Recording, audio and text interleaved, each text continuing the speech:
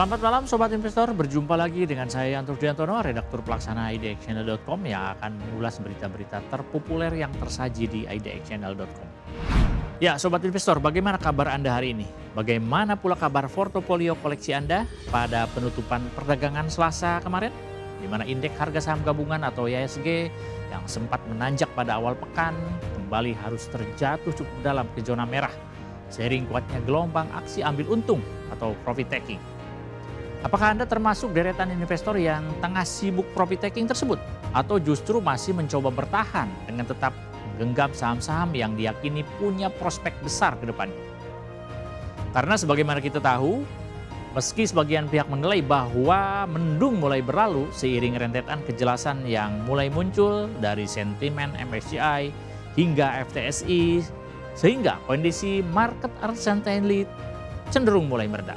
Namun, ini bukan berarti ancaman dan tekanan telah sepenuhnya hengkang dari bursa domestik. Posisi indeks yang telah berkali-kali melemah sehingga semakin dekat dengan posisi supportnya di level 6 ribuan memang membuat sebagian pelaku pasar mulai nampak aktif dalam mode aksi beli dengan memanfaatkan posisi sejumlah saham pilihan dan potensial yang diyakini dalam posisi bottom. Dengan asumsi tersebut, maka bagi pelaku pasar, risiko yang tersedia jadi sedemikian minim atau bahkan mendekati nihil. Lantaran dengan posisi harga yang telah berada di level bawah, maka ini memungkinkan yang ada tinggal dua, stuck di posisi tersebut lantaran minim sentimen positif atau beranjak naik dengan ditopang oleh kondusivitas pasar. Dua opsi yang bagi pelaku pasar cukup aman lantaran tidak berpotensi menggerus cuan. Namun kembali lagi, kondisi pasar yang belum sepenuhnya kondusif ini mau tidak mau tetap menuntut pelaku pasar untuk tetap awas, teliti dan berhati-hati. Tetap sangat diperlukan bagi pelaku pasar untuk menimbang sekaligus menggali potensi risiko yang dimiliki oleh sebuah emiten. Karenanya tidak heran bila kemudian pada edisi kali ini deretan berita pilihan pembaca setia idxchannel.com lebih didominasi oleh beragam informasi tentang perkembangan terkini terkait emiten-emiten potensial. Hal tersebut bisa dimaknai sebagai sinyal bahwa pelaku pasar sudah mulai percaya diri untuk kembali membelanjakan dananya di pasar domestik, meski tetap harus diyakinkan soal kualitas dari emiten yang sedang dibidik itu sendiri. Seluruh kabar dan informasi tersebut telah kami rangkum dalam deretan 5 berita terpopuler di website IDX Channel.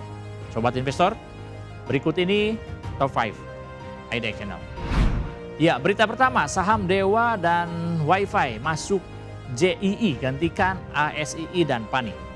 Membuka top 5 edisi malam hari ini, kabar datang dari Bursa Efek Indonesia atau BI yang baru saja melakukan perombakan mayor atas indeks saham syariah per Mei 2026. Salah satu indeks yang mengalami perombakan tersebut yaitu Jakarta Islamic Index atau JII yang berisikan 30 saham syariah terbaik dan yang paling liquid yang diambil dari indeks saham syariah Indonesia atau ISSI.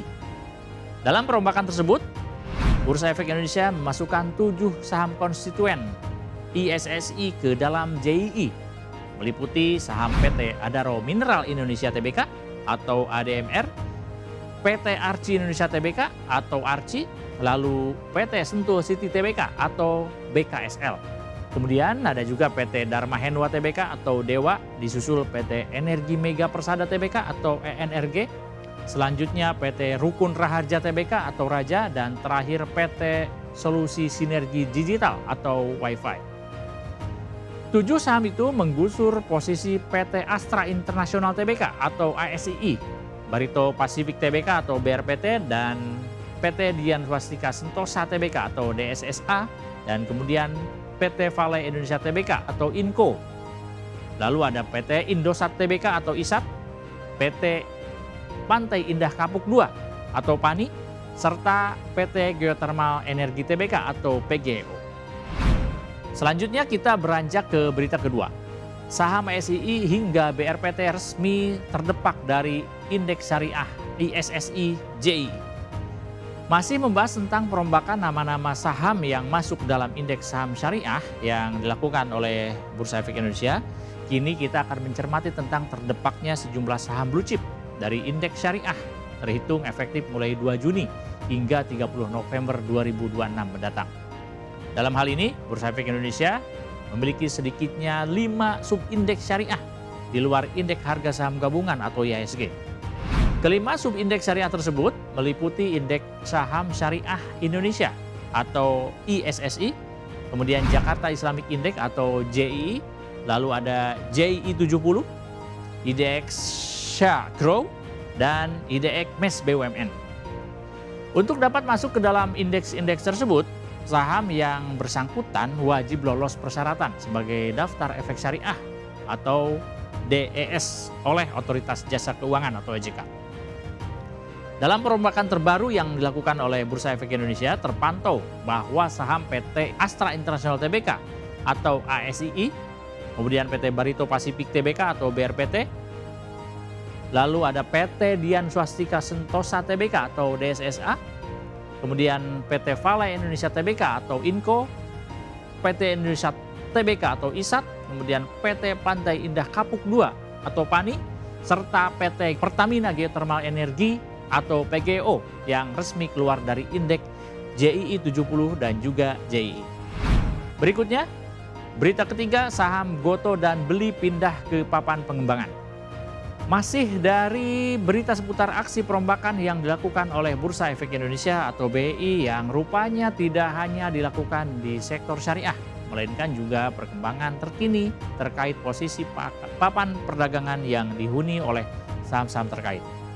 Ya, dalam aksi perombakan kali ini, BEI memutuskan untuk memindahkan sejumlah saham dari papan pengembangan ke papan utama, kemudian dari papan utama ke papan pengembangan, serta dari papan ekonomi baru ke papan pengembangan. Sebagaimana diketahui, papan ekonomi baru sendiri merupakan jenis papan perdagangan yang baru saja diluncurkan oleh BEI pada akhir 2002 lalu sebagai dukungan Bursa Efek terhadap perkembangan emiten di sektor teknologi dan ekonomi digital, di mana posisi papan tersebut setara dengan papan utama. Langkah pemindahan ini didasarkan pada sejumlah penilaian yang dilakukan secara internal oleh pihak Bursa Efek Indonesia. Nah, dalam hal ini diketahui bahwa saham PT Gotoh Gojek Tokopedia Tbk atau Gotoh serta saham PT Global Digital Niaga Tbk atau Beli oleh BI dipindahkan dari papan ekonomi baru ke papan pengembangan. Sebelumnya ada 3 saham yang tercatat di papan ekonomi baru, di mana selain ada Gotoh dan Beli, ada juga saham PT Bukalapak.com Tbk atau dengan kode saham Buka. Selanjutnya kita masuk ke berita keempat. Chandra Asri atau TPIA raih konsesi pengelolaan pelabuhan di Banten selama 56 tahun. Dari perbincangan terkait indeks dan papan perdagangan, kini kita kembali membahas terkait perkembangan terkini dari bisnis emiten, di mana PT Chandra Asri Tbk atau TPIA baru saja mengumumkan keberhasilan meraih konsesi pengelolaan pelabuhan di Cilegon, Banten melalui salah satu anak usahanya yaitu PT Chandra Pelabuhan Nusantara atau CPN. Perjanjian konsesi ini ditandatangani langsung oleh Kepala Kantor KSOP Kelas 1 Banten, Raden Yogi Nugraha, dan Direktur PT Chandra Pelabuhan Nusantara, Edi Rifai, dengan kesepakatan konsesi mencapai 56 tahun. Kesepakatan konsesi ini diklaim sebagai bagian dari langkah strategis bagi pemerintah dalam mengoptimalkan layanan kepelabuhanan, sekaligus memacu pertumbuhan ekonomi daerah. Selain menyepakati durasi konsesi selama 56 tahun, kedua pihak juga sepakat bahwa besaran biaya atau fee konsesi ditetapkan sebesar 5% dari total pendapatan kotor. Sementara bagi pihak TPIA, kerjasama ini merupakan bentuk apresiasi dan kepercayaan dari pemerintah terhadap kualitas kinerja perseroan, serta sekaligus juga menjadi momentum penguatan ekosistem logistik nasional, terutama di industri petrokimia dan manufaktur. Terakhir, berita kelima. MSCI soroti likuiditas saham Gotoh yang terancam didepak dari indeks. Menutup program Top 5 edisi hari ini, kabar datang dari Morgan Stanley Capital International atau MSCI yang disebut tengah menyoroti persoalan likuiditas dari saham PT Goto Gojek Tokopedia Tbk atau Goto. Dengan harga yang bertengger di level Rp50 sejak Mei 2026, likuiditas saham Goto saat ini dalam posisi sangat rendah. Sehingga ini berpotensi dan dianggap tidak lagi layak untuk dijadikan sebagai sasaran investasi atau not investable. Dalam pengumumannya, pada Rabu 27 Mei 2026, MSCI memutuskan untuk membekukan saham Goto yang saat ini berada di MSCI Global Standard Index, di mana pembukaan tersebut mencakup soal jumlah saham atau number of shares alias NOS, soal faktor kepemilikan asing atau foreign inclusion factor alias FIF, kemudian soal pembatasan bobot atau constraint factor, serta tidak adanya penghapusan atau penambahan saham dari indeks. Dengan kata lain, saham Goto saat ini memang masih dipertahankan oleh MSCI dalam indeks. Namun demikian, penyedia jasa indeks global itu masih tetap melakukan pengawasan secara ketat terhadap perkembangan saham Goto dalam beberapa waktu ke depan. Demikian Top 5 IDX Channel edisi kali ini. Saya Yanto Kristiantono pamit undur diri. Harap diingat bahwa segala keputusan pembelian maupun penjualan saham sepenuhnya berada di tangan Anda Sobat Investor. Pantau terus berita ekonomi, bisnis, dan pasar modal hanya di IDX Channel TV, idxchannel.com, dan media sosial IDX Channel. Sampai jumpa.